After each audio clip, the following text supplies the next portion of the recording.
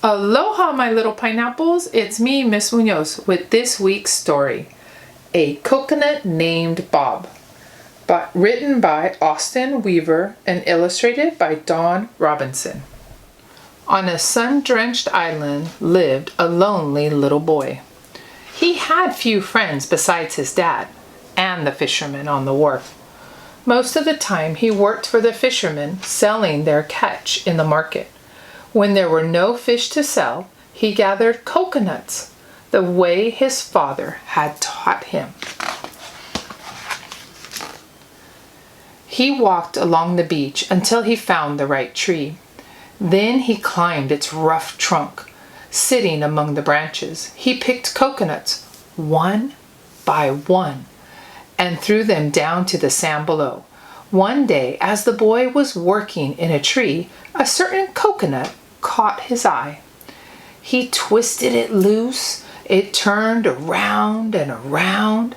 Looking closely at it, somehow he knew there was something special about this coconut. He put it aside and continued his work. When the boy was finished, he slid down the tree and loaded all the coconuts into a burlap bag. He headed to the market and sold every coconut but one. He ran home tired but eager. Under the setting sun, he took the coconut behind his house and he set it on a log. He disappeared into a weathered old shed and came out holding 2 cans of paint. The boy pried the lid off a can of red paint, dipped his brush into it, and gave the coconut a mouth.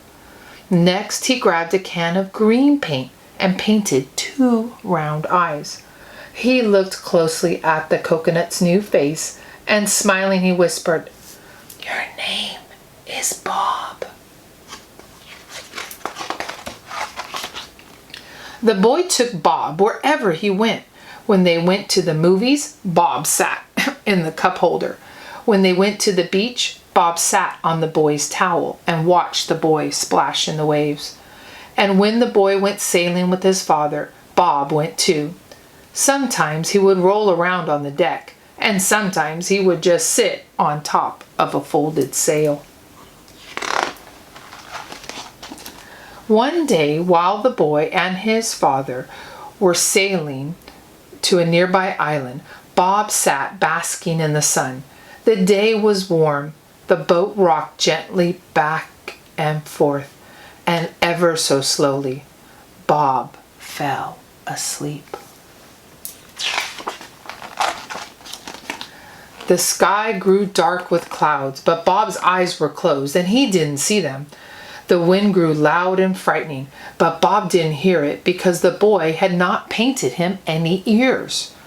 The boat was tossed wildly back and forth, but Bob didn't wake up. Suddenly, a wave crashed over the side and washed Bob overboard. The boy screamed and ran to the side of the boat. Fearing that the boy would jump in after his friend, his father caught him and held him tight. The boy cried and cried while his father held him close.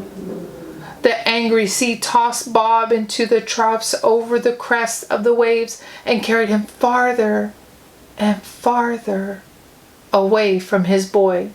It was a long night, and Bob was terrified. After a while, the rain stopped and the wind died down. A drop of water rolled down Bob's face. It wasn't the cold seawater. It was a tear. The boy was gone, and Bob was alone. The next morning, the boy got up, dried tears on his face. He sat on the edge of the boat and began to cry again, letting his tears fall into the water. The sky was gray, the wind was cold, but the storm was over. That's right. That night, the boy sat on the deck gazing up at the stars. He thought about Bob, but there were no more tears. Bob floated on the sea for many days. One afternoon, when the sun was high, an island the size of a pea appeared on the horizon. By the time the sun was setting, it was the size of a pancake. By the next morning, Bob was resting on the island's beautiful sandy beach. He didn't know how to feel. His boy was lost. He was alone on a strange island, and something green was growing out of him. Bob didn't know it, but he was becoming a tree. Every day he grew taller and taller. When the wind blew, Bob's thin trunk bent and swayed. When it stormed, Bob's small palm branches drooped in the rain. Days turned into weeks, weeks into months, and months into years. Bob became a proud figure of a tree. Now when the wind blew, Bob's sturdy trunk stood strong and straight, and when it rained, it was nothing but a refreshing drink. He thought about his boy often, but he didn't cry anymore.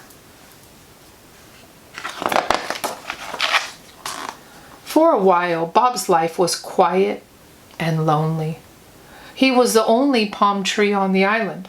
Then late one afternoon, just as the sun was disappearing beyond the horizon, Bob caught a glimpse of something being tossed in the surf, not far down the beach. He couldn't see what it was in the fading sunlight. Next morning, as the sun rose over the ocean, Bob looked down on the beach again.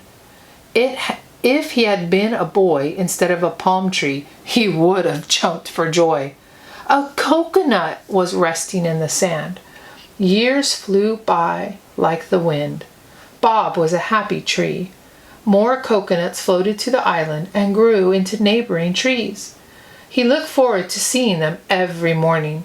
During the day, Bob loved to watch dolphins play in the shallows and little tiny crabs scurry across the sand. Bob's life was a good one, but even after all the years, he still wished his boy could be a part of it. One bright, shiny day, Bob was watching the crabs and dolphins when he happened to glance out over the ocean. He saw seagulls diving for fish, and farther away something else. Almost not believing his eyes, Bob blinked and looked again. There on the horizon was a sailboat, the size of a pea. By evening, it was the size of a pancake. And in the morning, Bob saw a beautiful little boat anchored right off of his sandy beach. The boat had not been there long before an old man and his family started for the beach. When they reached the island, the old man's grandchildren chased after each other across the sand while adults set out a picnic lunch. One of the boys ran over to Bob, looked up at his branches full of coconuts. He climbed Bob's trunk and began picking coconuts. The boy had only been in the tree a short time when a certain coconut caught his eye. He twisted it loose, turned it round and round. Looking closely at it, he put it aside and continued his work. When he finished, he climbed down the tree, picked up the coconut, and ran to his grandfather. "Look, Granddad, there's something special about this coconut."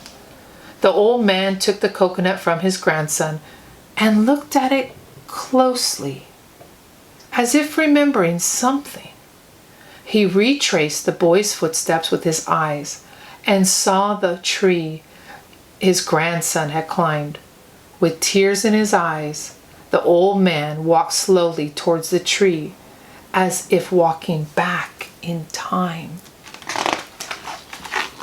For a while he stood quietly, looking up at into its branches, thinking of years gone by. Then a smile spread across his face, and he gently reached out and touched the tree.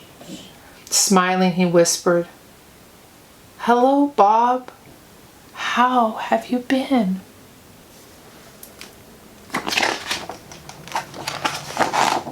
The end.